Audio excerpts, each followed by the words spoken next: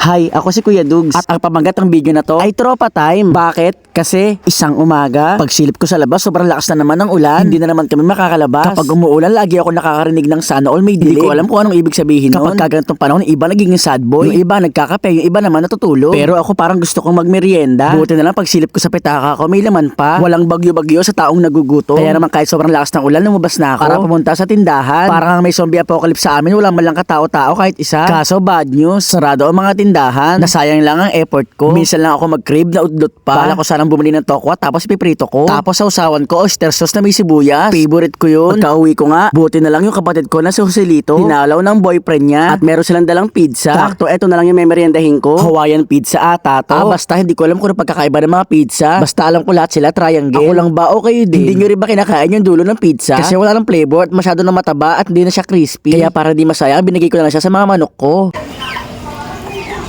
Binigyan ko nga rin pala ng isa si Boy Ubo. 12 pieces naman kasi yung pizza, hindi ko yung mauubos.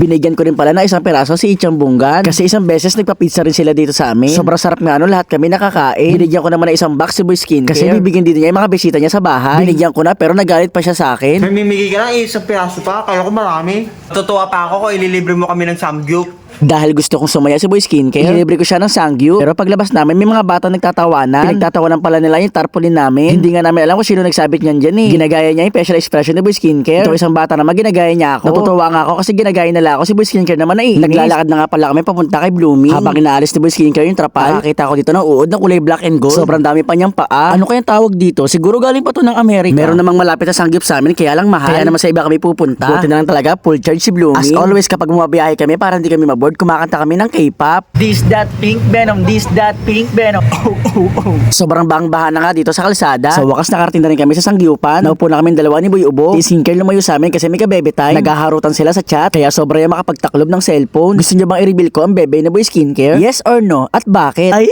bawal kiligin ha. Kaso parang ayaw niya. Siyempre dahil libre ko sila ang nagluluto. May gagayahin pala ako ginagawa ng mga social sa Sanggiyup. Lahat ng pagkain dito sa Sanggiyup ilalagay mo lang sa repolyo. Kapag nalagay mo na lahat, babalutin mo na. At saka mo siya kakainin. Una ko palang pinatry kay Boy Ubo. Kapag naubo siya, ibig sabihin nun, masarap.